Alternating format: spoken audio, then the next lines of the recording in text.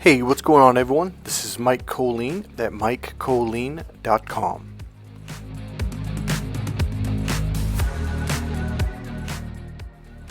Hey, what's going on, everyone? Alright, so today the video is probably going to be titled, we'll figure it out at the end, but it's probably going to be titled The Narcissist Final Hoovering Act. Okay, this is not when they die, this is actually when they finally realize, decide I'm going to basically discard this person.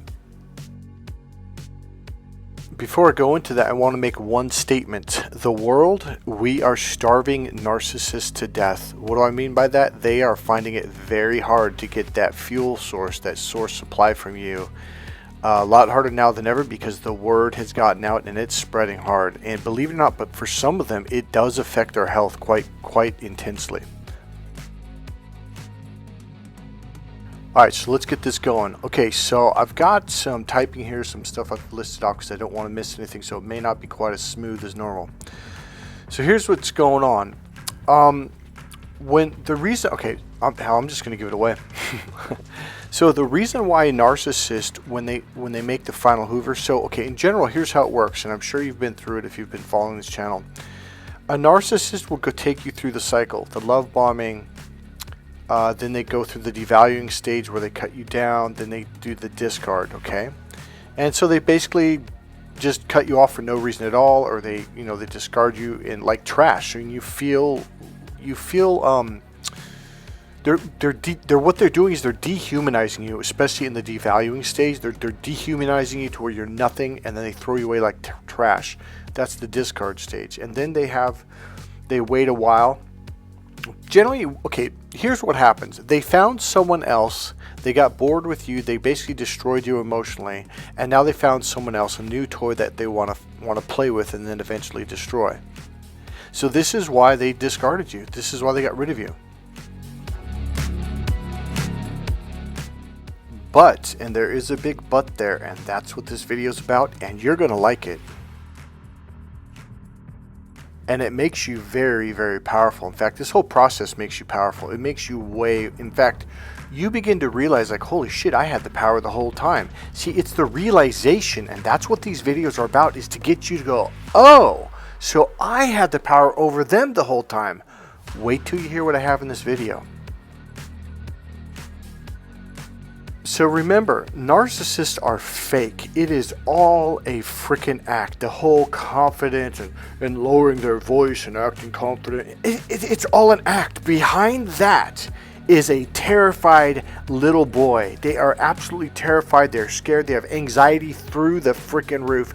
And they are controlling everything. They're keeping everything down. They don't want to let anything up. So, dude, they are literally like a volcano, a time bomb, just waiting to explode. That's something that you guys don't realize. It is so easy to flip a narcissist out. It's not even funny because they're already about to flip out. They hold it in all the time. So one more piece. So when they discarded you, when they devalued you, they dehumanized you, meaning they made you feel so bad about yourself. It wasn't just that.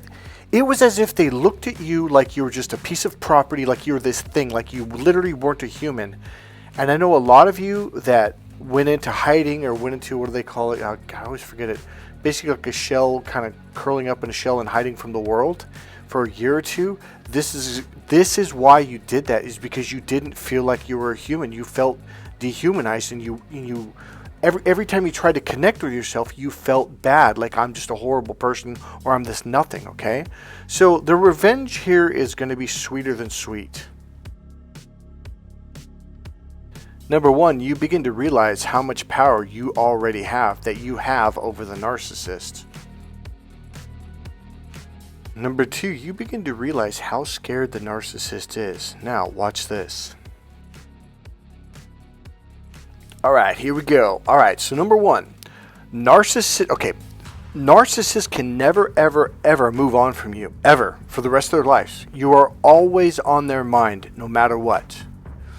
So here's the deal. They don't want you to know that, okay?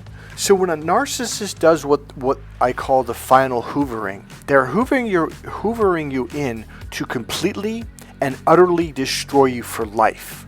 They want you smashed so far down into the dirt that you will never ever rise up. But here's the fact. You always rise up. You always do. You're an empath. You can't not help it. I mean, it's just part of your nature. And they can't stand it. Rise, rise, rise. And prepare to kick ass. Okay, so here's the deal. You have the ability to do the work, to do the healing work, to go to therapy, to learn, to have realizations, to put the pieces together and understand what happened so you can heal from all this. See, a narcissist, they don't do this because they can't. It would completely destroy their false ego, their false story, this false reality that they built in their head and that they want you and all their flying monkeys to believe. Okay? So they can't do that. They would have to admit that they were in the wrong and that everything they did was wrong. So they can't do that. So here's what they do instead. They try to destroy you to the point that you literally can't get up. But here's the deal. You have free will. Now, I haven't even got to the kicker yet. They think they can control you and push you into their agenda, their false agenda, so they can basically own you. There's a reason why that they're doing this. So here's what they're trying to do. They're trying to make it to where you can't move forward in life once they leave. They want you to be completely single, all alone, no friends, because that's what they do. They destroy all your friends, you know. You know, someone who's actually doing that is Meghan Markle. I hate to say it because I actually kind of liked her, but it turns out she's a narcissist. She basically got Prince Harry to drop his title, to step out of the monarchy, to lose all that power, and to move to America and to turn against the family. And so now she has got him to completely cut ties with all of them. So now she's in full control. So whether she's a narcissist or not, I'm not going to make that judgment because I don't know her. I've never spent time with her. But that's what a narcissist would do. Now, there are things that they're saying may be totally legit. I don't know about that. So I'm just going to use it as kind of like an example to say, this is what they do to a lot of people. They basically get you to move across country, turn against your family, say bad things against your family, and then your family's like, okay, well, fine, screw you. And so their goal is to isolate you, to destroy you to where you can never come back up. Now, here's why. So they isolate you for one reason only. So when they finally do the final hoover and completely and utterly destroy you, the reason why is because they want to keep you around so they can come back to you in case the other person discards them and catches onto their games, or in case they get bored of that person, or once they finally destroy that person emotionally. See, you have to understand, once a narcissist has completely destroyed someone's life, mentally, emotionally, financially, physically, they get bored. They're just like, this is too easy. And then what they want to do is they want to come back to you and they want to hoover you again. And they want to pull you through the cycle, and then they want to destroy you. So they take you through the love bombing and you believe them. They think it's a big joke because they're like, how obvious do I have to be for these people to finally catch on that I'm just completely fucking with them? I'm pulling them through the exact same cycle and they're not catching on. So when narcissists take you through that hoovering mode and then they drop you again and they discard you and they dehumanize you, it's like everything in your power, you want that person to come back and say you're of value, you're a good person, you're better than this. And that's why you want them to come back, and they know that. So that's why they do that to you, to dehumanize you, to make you feel so empty, so worthless that your emotions feel like, I need this person to validate me. Now, I made a video on mirroring. So essentially what it is they became your unconscious mind. They mirrored you so much to where it's like, you know how you look in a mirror and you think you're talking to yourself, or you're combing your hair, brushing your teeth? You're looking at you because that really is you. That's what the narcissist did. They mirrored you so much that on an unconscious, which means your emotional processor, your emotional body began to think, oh, this is me telling me that I'm a bad person, that I'm no good, that I'm worthless, that I've been dehumanized. And so that's why you need that narcissist to come back to make you feel good. But the fact is, you don't. You never did. Because you still have you inside of you. All you need to do is begin to love yourself, to hold yourself, to cry with yourself, to constantly tell yourself, I'm a good person, I'm awesome, I'm cool, I'm this, I'm that. You have got to, it's like there's a little baby inside you. You've got to nurture that baby again. You've got to say, you're beautiful, you're wonderful, you're intelligent. You do that and you will get stronger again. And not only will you get stronger, you'll surpass any level that you were at before. You'll go way past the narcissist. So here's the deal.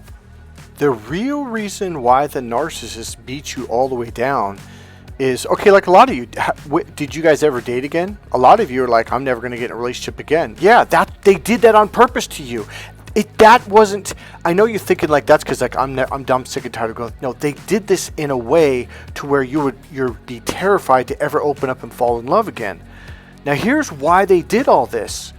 So you wouldn't get friends again, and so you wouldn't get into a relationship again. Why? Because they want to be able to come back and just swoop in at a moment's notice when, well, so-and-so, was mean to me or they discarded me, so I'm coming back to you. They keep a ton of people in wait, a multitude of people, so they can have plenty of fuel and plenty of supply to go to at any time, at a moment's notice. I remember my ex-girlfriend, she would literally leave, like not just me, but her family, her work, and she wouldn't give any notice to her work, and she would just literally pack her shit and leave. But she'd been planning weeks to months before that. Like she had found a place to live in Concord, which was about 30-minute drive away, and she was just gone for 3 months, and one day she just called up. I'm like, where are you? And she goes, well, I'm in Concord. I'm like, what are you doing there? Well, I've got some friends here that I live with. I'm like, you've got friends there? Wait, who do I know these people? She's like, no, you've never met them. I'm like, what? So she had a completely separate social circle, a completely separate group of people that she socialized that didn't know anyone else where we lived. They didn't know her coworkers. They didn't know me. They didn't know her family. Nothing. Then about 6 months later, it happened again. She just puffed the magic dragon, disappeared, and her boss called me and said, hey, where is she? I'm like, I have no idea. She won't return her page. That's when we had pagers back then. And her sister called, like, please, I just want to know she's alive. I'm like, call the police. I'm telling you, file a missing persons report. Because I didn't know where. I went to her job. I went everywhere. And her friends were like, dude, we haven't heard from her. Like, she just drops everything. Turns out she had another group of friends, and I think it was in Davis or Woodland or something like that. And then she did it a third time for 6 months or 5.5 months in Sacramento, and she moved in with some person I'd never heard of or seen. But that's what they do. They have all these different sources that they can, boom, at a drop of a hat, they can go to. So I remember I actually got to meet two of these groups of people. Actually, one was one person, the other one was like a small group of people, and I just remember looking at these people like, and here's the deal, they knew her really well and they hugged her, and it was just like they'd known her for years. And I'm like, what the fuck's going on here? Like I'm thinking these are going to be new people. No, not they had their own little thing going on, and I was like, what is this? So here's the good news. So why do they do all this? Why do they smash you all the way down? Like, it's like they have to, even though like her and I had actually broken up and I'd moved away, it's like she moved over here for the final smash. And I just remember going, what? And when it happened, I was like, what the fuck? She quit her job and she was making a ton of money at that job. And for the first time in her life, she was having to pay rent, pay for her own food and everything, gas and electricity. And the whole intention was just to do the final smash, to destroy me. You have to understand, money was everything to this person. She was making $25 an hour. This is a while back. We're talking like 20 years ago when that was a lot of money. And then she took a cut and pay down. I think it was $15 or $14 an hour. And I was just like, why would you do that? I mean, we had broken up. I moved here to get away from her. That's like how desperate narcissists are. I'm going to explain a little bit why they're so desperate. I haven't quite gotten to that. Why? So if she needed to come back 6 months, a year, 2, 3 years later, I would be begging for her to come back. But here's the thing. It actually backfired in a very, very big way. It's like she pushed me off the cliff.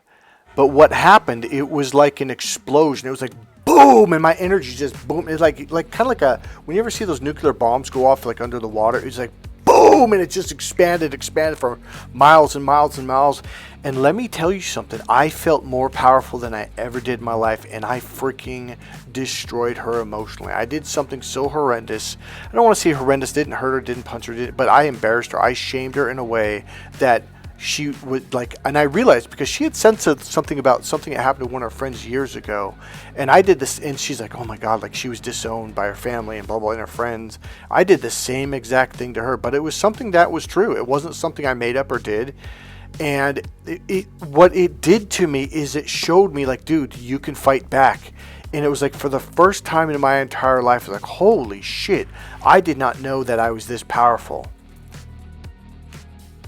So literally, it's like a supernova where a star explodes and expands hundreds, like light years and light years, it expands all the way out. Now here's the really cool thing about this. You have all these realizations about all these people that have done you wrong, and you cared so much about what they thought about you and you wanted to be friends. All that goes out the window. Suddenly you don't care about judgment. You don't care about what people think about you. You don't care about the rules people laid down that they made up. All of a sudden, all that goes out, and you are not only free, but when a supernova expands, all of a sudden there's all this space and freedom. Like it's like your boundaries explode, but they go all the way out, and you have all this space and freedom. At the same time, you have boundaries. So here's a new definition of what boundaries mean. See, before, when people were crashing your boundaries, what they were doing was they were pushing your boundaries inward, to where you were in this tiny little castle and you were totally limited. Boundaries is when you expand out and you explode your limitations to where you don't have any limitations, yet at the same time there's boundaries out there, and they're way out there beyond those boundaries, and now you're more protected than you were before. So a narcissist and these type of people that crash your boundaries, their goal is to push everything inwards to where they limit you. When you go supernova, your boundaries explode and you expand all the way out, and there is a sense of freedom that you can cut. It's like all the way out to the ends of beyond the ends of the universe. Like they're way out there, and like all of a sudden you're free to think for yourself. You're free to pick the food you want. You're free to, like, you have so much freedom, and that is power. You have mental freedom, you have emotional freedom, you have spacious freedom or spatial freedom. It's a really, really good feeling, and damn, you sleep like a baby. So why do narcissists do this final hoovering destruction tactic? Like, what is it all about? Yeah, I already told you it was to beat you down, but why? Because narcissists cannot do personal healing. They can't develop, they can't grow. It's because they don't have the ability to bond with people in a healthy way. That's why they do that. It's because they can't read facial cues, social cues, emotional cues. They just make them up, so they don't know if they are bonded to anyone or not. They are not connected to themselves, so they try to control people. And since they can't connect with themselves, they can't genuinely connect with other people. So essentially, they know that whoever they connect with, it's going to be a fake connection, it's going to be a bunch of lies, it's going to be a fake mask, and eventually that person's either going to figure it out or get sick and tired of it, or a family member or someone's going to step in and go, whoa, what the hell's going on here?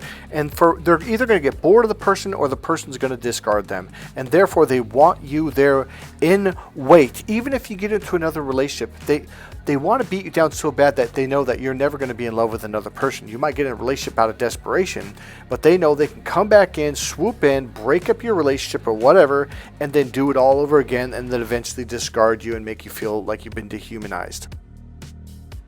But eventually you get so sick and tired of this, it might be 1, 2, 3, 4 people, maybe your family did it to you, and on, that you just finally snap and you realize these people were never ever there for you. And that's the fear they hold over you. It's like, well, if you don't do as we say, if you don't toe the line and put up with our bullshit, then we're going to abandon you.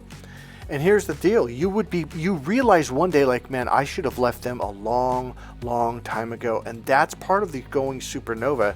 You're like, these people aren't helping me. This isn't good for me. This is holding me back. When you realize you are much better off than being with any of these people at all, that's when you finally start realizing, like, I need to get the hell out of here because they're taking money from me, they're screwing me over, they're getting me fired, they're just destroying my life. So here's the funny thing. So they came in for the final Hoover, for the final destruction, and boom, it backfires, and voila! I started going to clubs. I started dating a relationship coaching business based on psychology, NLP, hypnosis, therapy, timeline therapy, and all the stuff I learned. And all of a sudden, not only am I dating beautiful women, I'm going to clubs, I'm meeting great people. Like, look at these cuties, aren't they cute? I was about 31, and they look super young, but they're actually, I think Tanya was 29, and Pole was about, I think she was like 28. So essentially, I stepped outside of the box and I started going to clubs. I started going to lounge. I started, hanging out with some of the coolest people in the world. Started traveling. Spoke at Hewlett Packard 4 times. I mean, and like hobnobbing like with the rich and the famous. Like, this is one of the guys. That guy's a banker. He's one of the richest dudes in the Bay Area. And then I wrote a book called Crack the Female Code. Now, here's the thing you have to understand about narcissists. They watch you. They go to your website, they go to your YouTube channel, they go to your social media, and so they had to watch me do all of this stuff. My videos from when I went to Kansas, from when I went out to Washington, D.C. to do a training, and all of a sudden everything they did backfired. And then life becomes awesome. Alright, God bless you guys. Remember, click that like button, click subscribe if you haven't already. Got more videos coming up, and I'll see you in the next video. Bye.